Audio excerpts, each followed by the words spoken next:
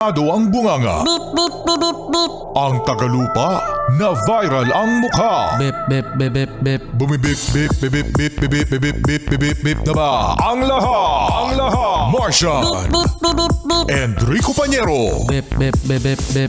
Beep, beep, beep, Bip, bip, bip, bip, bip. Bip, bip, bip, bip, bip. Tik-tilaok! Tik-tik-tilaok! Cholig-cholig! Ito na ang 101.1 Yes FM Balitang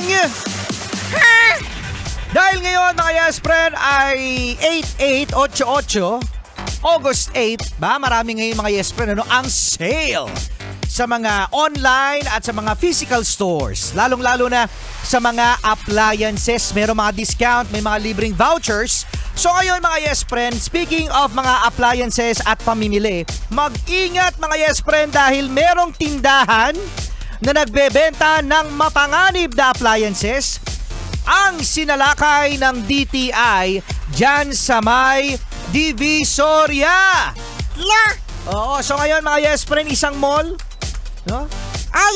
Yung 168.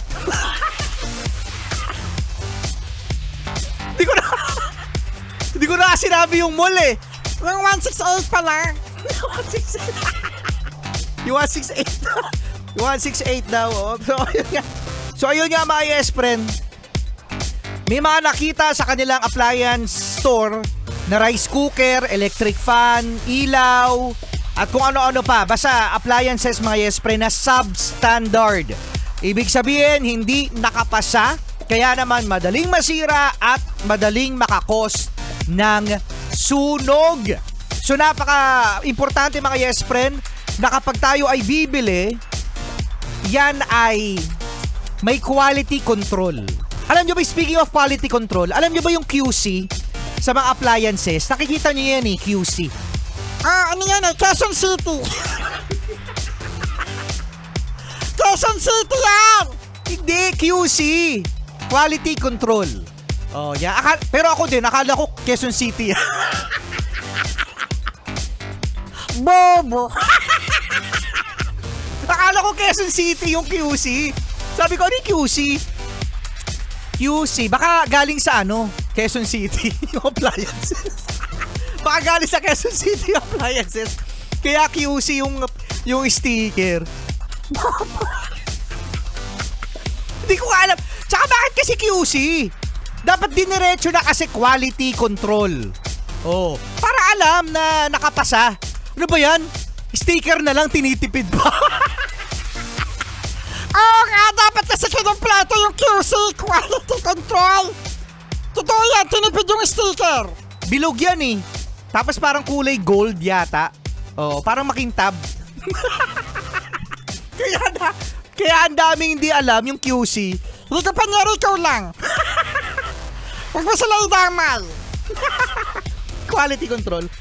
May one time mga Yes Friend, nakabili ako ng mura na MP3 player. Wow, ang tagal na. Ang tagal na MP3. Ay, nakagamit kayo niyan. Wag kayo MP3 player, yung dina-download yung kanta. Pagkatapos ilalagay nyo sa MP3 player. Bumili ako niyan, ang liit. No? Ang liit. Ngayon, nung chinarge ko mga Yes Friend, sabi ko, ba't may nangamoy? Amoy sunog. Amoy sunog. Buti talaga nabantayan ko. Oo, nabantayan ko. Kung hindi, nako, no? Sunog! Naku, wag naman sana. Kaya mga Yes Friend, ito ay babala na mag-ingat at sana wag lang yung makakatipid ka. Kasi dapat merong QC. Quezon City.